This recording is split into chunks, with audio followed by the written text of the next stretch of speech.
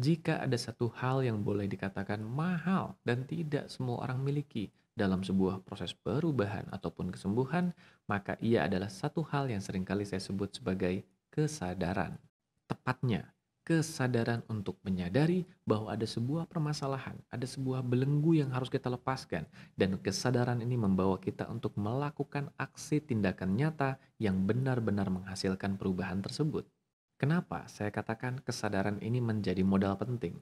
Karena bisa kita lihat bahwa berbagai belenggu batin yang sudah saya ceritakan di berbagai video sebelumnya itu nyata adanya dan bisa kita temukan dengan mudah di sekitar kita. Ia dialami oleh begitu banyak orang di sekitar kita.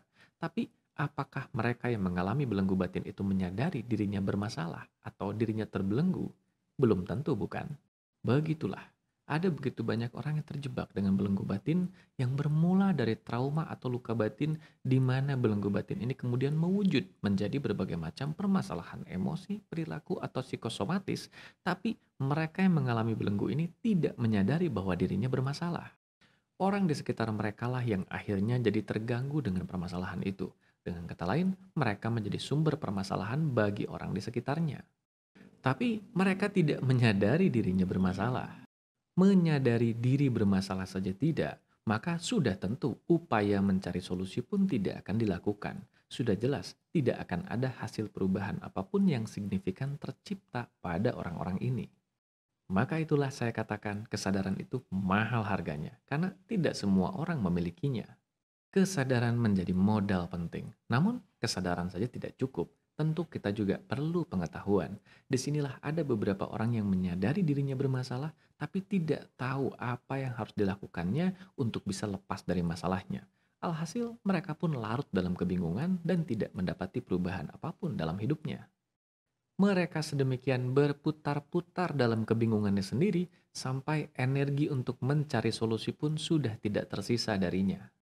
Berikutnya, kategori atau golongan lain lagi, yaitu mereka yang menyadari dirinya bermasalah dan mereka melakukan segala macam cara untuk bisa lepas dari masalahnya.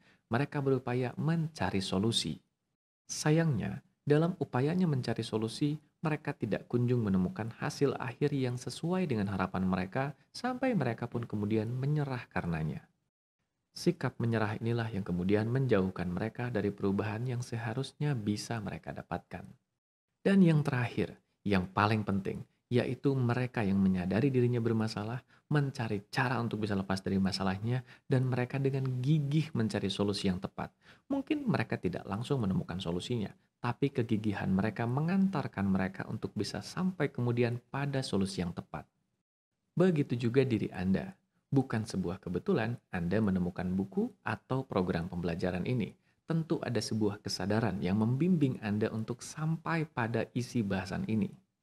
Maka, bersama kesadaran ini, mari pastikan ada sebuah kegigihan juga yang menyertai proses belajar Anda untuk memahami dan menguasai berbagai hal yang diajarkan dalam buku dan program pembelajaran ini. Besar harapan saya, semoga apa yang dipelajari dalam buku dan program pembelajaran ini bisa menjadi solusi yang hakiki yang bisa membantu Anda untuk bisa berlepas dari belenggu batin yang selama ini menghambat kualitas hidup Anda. Demikianlah isi dari program pembelajaran kita di bagian satu ini. Sampai jumpa di bagian 2 berikutnya.